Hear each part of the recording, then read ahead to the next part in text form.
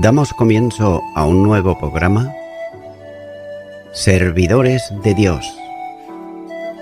Quien te habla es Manuel Cornejo. Estaré compartiendo la palabra de Dios y lo haré de una manera expositiva, versículo a versículo. Y en esta ocasión será en el Evangelio de Marcos, capítulo 1 y versículo 32, donde dice: Cuando llegó la noche, luego que el sol se puso, le trajeron todos los que tenían enfermedades y a los endemoniados. Se puede observar que la escena ocurre como las anteriores en sábado, ya que los judíos respetaban profundamente el día de reposo y por tanto esperaban a la puerta del sol en que el sábado terminara para traer los enfermos a Jesús. Y note que algunas veces requerían la ayuda de los familiares para llegar a donde el Señor estaba. Incluso tendrían que ser cargados por quienes los traían. Por consiguiente, esperaban a que el sábado terminara para hacer esos trabajos. Y en una forma muy típica de Marcos, con tendencia a la dualidad, reitera que era la caída de la tarde, es decir, el ocaso del día, y añade además a la puesta del sol. Por otro lado, la fama de Jesús se había extendido por todo el contorno de Capernaum, de manera que los que tenían enfermos, literalmente los que se encontraban mal, eran traídos a Jesús para que los sanase de sus enfermedades. Cuando está diciendo aquí le traían, da la idea de un flujo continuo de gente que traía enfermos a Cristo. Y Marcos hace una clara distinción entre los que estaban enfermos y los endemoniados, que también eran traídos a Jesús. Pero téngase en cuenta que el poder del Señor se manifestaba en dos acciones: la sanidad de enfermedades y la expulsión de demonios. Y esta distinción se mantiene a lo largo de todo el Evangelio. Continúa ahora con el versículo 33, donde dice: y toda la ciudad se agolpó a la puerta. Por tanto, estamos viendo que la muchedumbre, tanto de los que traían a los enfermos y endemoniados, como de los que por curiosidad deseaban presenciar lo que ocurría, se habían congregado a la puerta de la casa de Simón. Y este modo verbal está expresando la idea de una multitud que se agolpaba, es decir, juntarse o reunirse, que va precedido de la preposición que refuerza el verbo dándole sentido a agolparse. Cuando dice toda la ciudad, es sin duda una expresión hiperbólica para referirse al gentío que se había agolpado delante de la puerta. Pero a pesar de la hipérbole, debe tenerse en cuenta la gran cantidad de gente que había venido con enfermos y también con endemoniados, lo que está dando la idea del gran contingente de necesitados, por un lado de sanidad y recuperación que había en esa ciudad. Sin duda, el testimonio de un testigo presencial que recuerda el gentío agolpado delante de su casa se aprecia muy claro aquí en este relato. Continúa ahora con el versículo 34, donde dice: y sanó a muchos que estaban enfermos de diversas enfermedades, y echó fuera muchos demonios, y no dejaba hablar a los demonios porque le conocían. Es interesante aquí apreciar un contraste. Note por un lado que dice que le trajeron a todos los que tenían enfermedades, como dije anteriormente el versículo 32, y también dice que sanó a muchos. Ahora bien, pudiera entenderse esto como que no sanó a todos los que le habían traído con enfermedades. Pero sin embargo, probablemente se trate de un semitismo, ya que todos los que tenían enfermedades y que fueron traídos a Cristo fueron curados, pero sin duda quedaron otros que no acudieron a Jesús, de modo que trajeron a todos los que estaban enfermos y además eran muchos. Y nótese que las enfermedades, no importa cuál fuera la clase, ni cuánto hubiera avanzado en el enfermo, ya que el poder de Jesús se hacía irresistible a la enfermedad y todos los que eran traídos también recibían la sanidad de sus dolencias. Las enfermedades eran muchas, como muchos eran también los enfermos. Y Marcos habla de ellas usando el adjetivo varias, diversas, literalmente de muchos colores. Los milagros operados por Jesús se produjeron mientras la gente se agolpaba a la puerta de la casa. Y note que el poder de Satanás estaba siendo restringido por el poder de Jesús, expulsando a los demonios con la autoridad de su palabra, ya que era Jesús quien había venido para desatar cadenas de esclavitud espiritual, y lo estaba llevando a cabo como había sido anunciado y conforme a la actividad que como el enviado de Dios debía de hacer. Y por otro lado también, los demonios daban testimonio público quién era Jesús, afirmando que lo conocían y sabían que era el Santo de Dios, como dice el versículo 24. Anteriormente se ha considerado algo sobre el mandato de Jesús para que los demonios guardasen silencio, y ahora vuelve también a aparecer aquí. Pero por otro lado se ha pretendido dar respuesta a la razón que Jesús tenía para ordenarles silencio, ya que algunos se inclinan a pensar que el testimonio dado por los demonios no era admisible a pesar de que fuese verdad.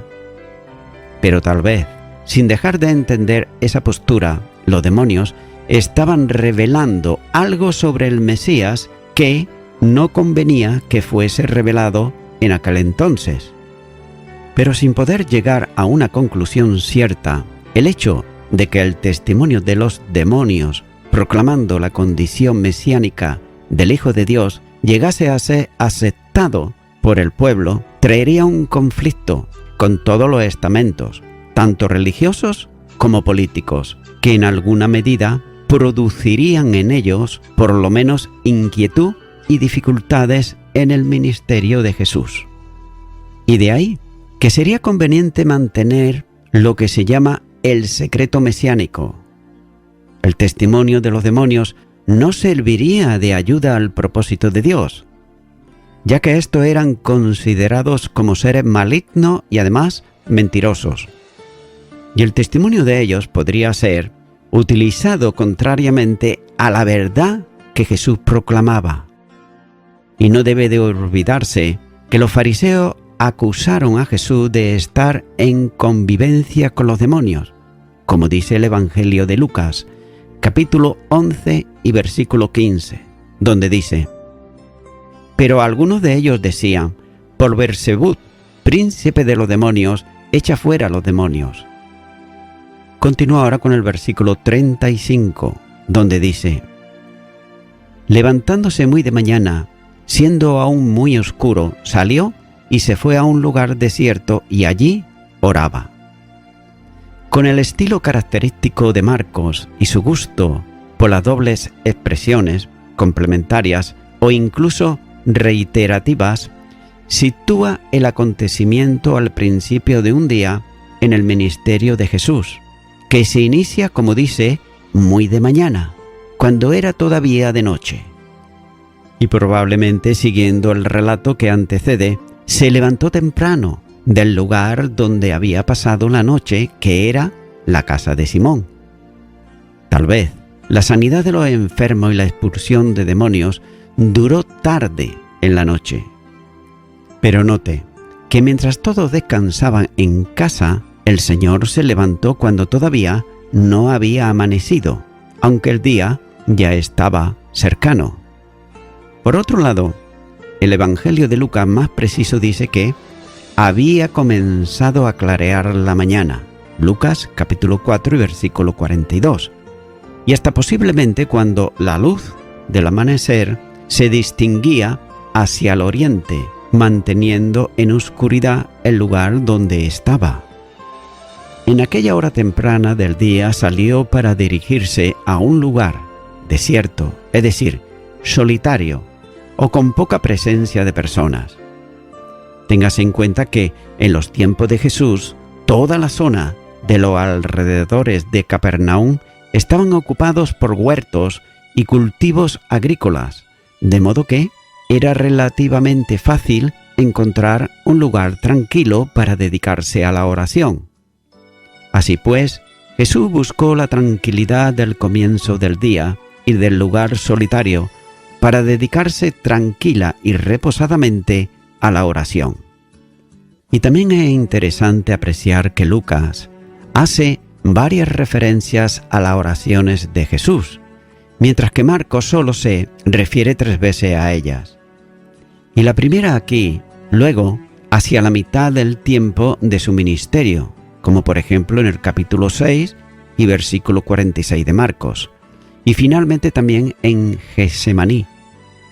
Tal vez oraba en gratitud y reconocimiento a su Padre por las bendiciones y milagros del día anterior. Tal vez estaría poniendo en oración la jornada que tenía por delante. Y también es necesario entender con claridad las 2 naturalezas en la persona divina del Hijo de Dios, ya que en su condición humana tenía que buscar la conducción divina, como un hombre que era. Pero esto no supone que requiriese la misma asistencia en su naturaleza divina, ni que los atributos de la esencia divina no estuviesen presentes en Jesús. Pero la limitación voluntaria en relación con la humanidad asumida y también sustentada en su persona divina, hacía necesaria la práctica de la oración. Y note que la oración forma parte integrante de la vida de Jesús. Por ejemplo, en el comienzo del ministerio público con el bautismo en el Jordán, la oración está presente. Lucas capítulo 3 y versículo 21. Cuando tenía que tomar una decisión trascendente, como era la elección de los 12 apóstoles entre los discípulos que le seguían, pasó toda la noche en oración. Lucas capítulo 6 y versículo 12. Antes del milagro de la multiplicación de los panes y de los peces, el Señor oró. Marcos capítulo 6, versículo 41 y 46.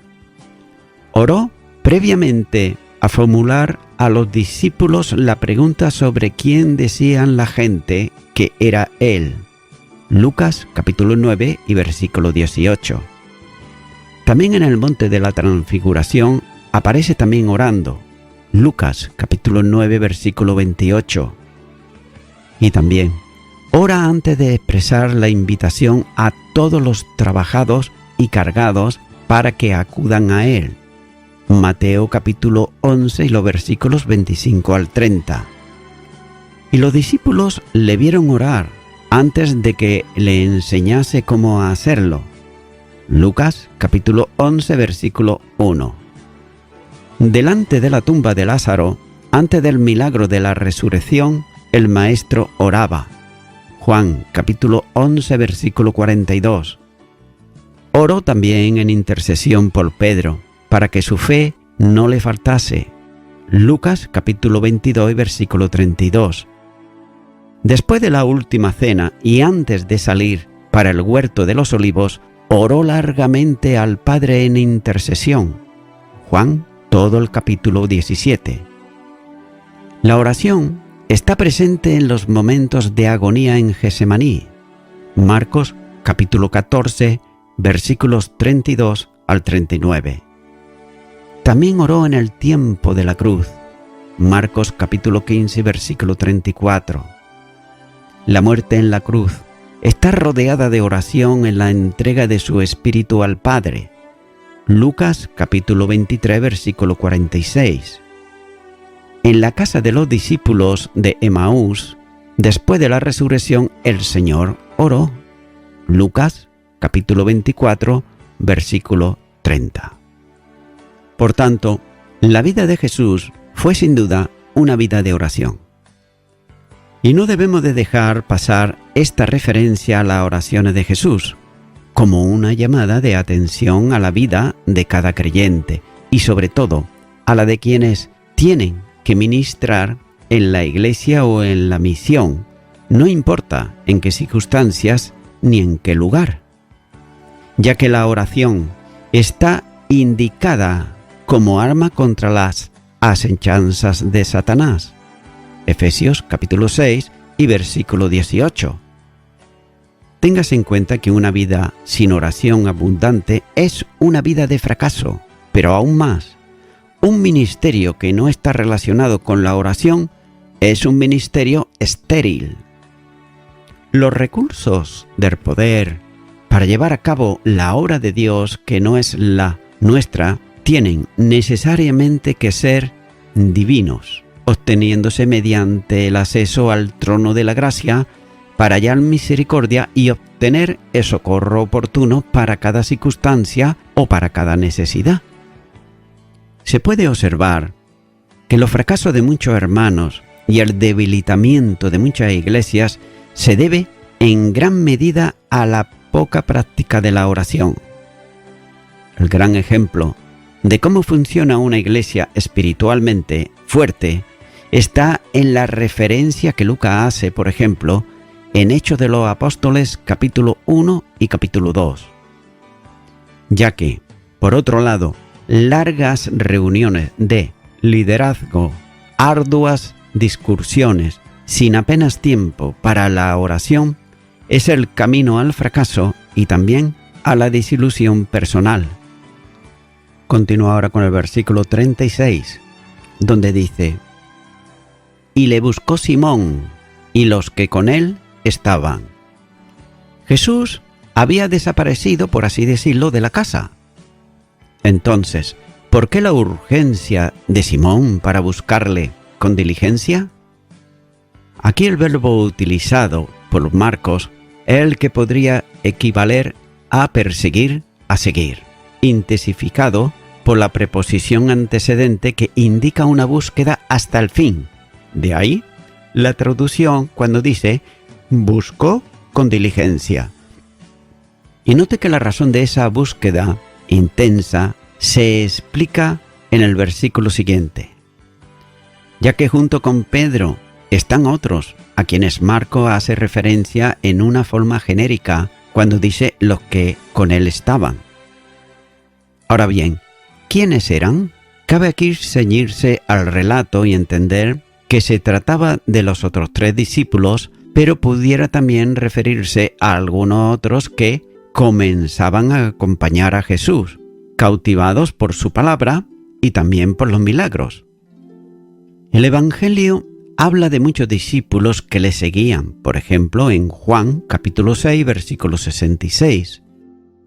Y también se aprecia ya desde el principio del Evangelio el énfasis que Marcos hace sobre Pedro, como el que en cierta medida lidera o es, por otro lado, portavoz del grupo de los 12, lo que no significa ninguna condición más elevada que el resto. Pero no cabe duda que continuamente es Pedro el que habla en nombre del resto, el que responde preguntas y también las formula, el que se atreve a pedir a Cristo que no suba a Jerusalén, también el que luego de la resurrección propone la elección de un nuevo apóstol que complete el colegio apostólico. Continúa ahora con el versículo 37, donde dice: y hallándole, le dijeron: todos te buscan. Los sucesos del día anterior hicieron que las multitudes concurrieran nuevamente a la casa de Simón buscando a Jesús.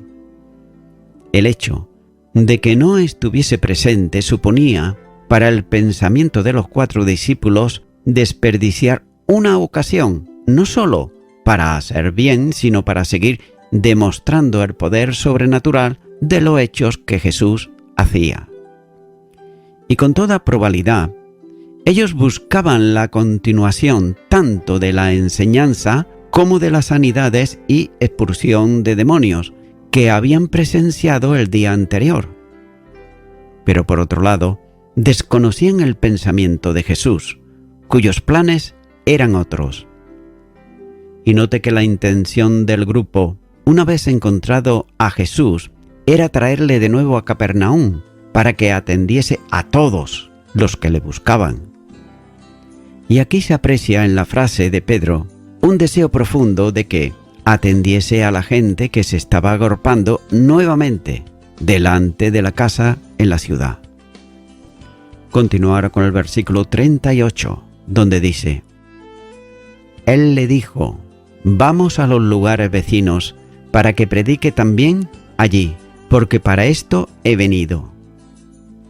Note que a Jesús no le interesaba la popularidad, sino el cumplimiento de la misión que le había sido encomendada y para lo que había venido. El ministerio hecho en Capernaum debía llevarse a cabo también en otros lugares de la región. Es por eso que el Maestro le comunica la necesidad de salir del lugar donde estaba para visitar los pueblos cercanos. Y note que el plural indica la determinación suya de tener consigo a los 4 discípulos que había llamado. Y también, la palabra griega pueblos expresa la idea de poblaciones pequeñas que no tenían el estatus de ciudad. No había para él lugares de poca importancia que no requiriesen una visita suya. Y en los otros 2 lugares del Evangelio, utiliza el término para referirse a pequeñas poblaciones, generalmente traducido por aldeas, como dice por ejemplo Marcos, capítulo 6, versículo 36 y capítulo 8, versículo 27. Por tanto, la misión que tenía que realizar era la de predicar el Evangelio. Las sanidades, atenciones a necesitados, expulsión de demonios, etc., eran hechas en el contexto de la proclamación del Evangelio. Y este era el propósito y objetivo además de su misión, ya que el enfoque de Jesús es llevar a cabo la misión evangelizadora con la que fue presentado en el comienzo del relato, en el versículo 14 y 15. Pero también nótese que más adelante en el tiempo, quienes serán llamados a predicar el Evangelio son los discípulos, mientras que el Señor se le conocerá como el Maestro, admirado por todos por su doctrina, versículo 22.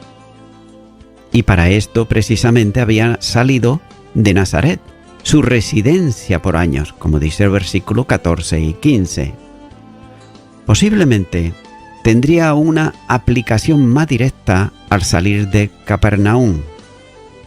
Singularmente, para esto había salido de la presencia de su Padre en el cielo y había venido a la tierra, como dice Juan capítulo 1, versículo 11 y versículo 12. A este ministerio terrenal del enviado del cielo se refiere Marcos más adelante al trasladar palabras del mismo Señor, en el capítulo 2, versículo 17 y capítulo 10, versículo 45. Pero también comprende la misión inmediata de aquel primer tiempo de su ministerio. Él había salido al servicio para predicar el Evangelio en todos los lugares de la nación. La misión redentora lleva aparejada también la proclamación, anunciando el mensaje de salvación que, procedente de Dios, alcanza a todos los perdidos, llamándolos a la fe. Es por eso que este ministerio es prioritario en la vida de Jesús, que, continuando con la predicación del Bautista, anuncia por todos los lugares que el reino de los cielos se había acercado a los hombres. Y voy concluyendo con esto. Estimado y estimada oyente, el Evangelio de Jesucristo es el mensaje de salvación de Dios para el pecador y para la pecadora que se arrepiente de sus pecados. Y para que este mensaje de salvación fuese efectivo en la vida del pecador arrepentido, fue necesario, primeramente, que Jesucristo diese su vida en la cruz del Calvario. Es decir, que Él, Jesús de Nazaret, tomó tu lugar que tú debías de ocupar en la cruz. Es por eso que, amigo y amiga oyente, si aún no te has arrepentido a Dios de tus pecados, si todavía Jesucristo no es tu Salvador, pues ahora yo te invito a que tú puedas hacer una oración conmigo de fe, si nunca antes la has hecho, y puedas repetir conmigo allá donde estás. Repite y di: Dios eterno, creo que tú enviaste a tu unigénito Hijo a la tierra para dar su vida en sacrificio vivo al pecador, a la pecadora, arrepentidos. Yo me confieso una persona pecadora y ahora te pido perdón por todos mis pecados y por todos mis delitos. Me arrepiento de ellos y te recibo a ti, Jesucristo, como mi único y suficiente Salvador. En el nombre de Jesús. Amén. Amigo y amiga oyente, si tú has hecho esta oración de corazón, te recomiendo que comiences a orar a Dios, en primer lugar, en el nombre del Señor Jesucristo.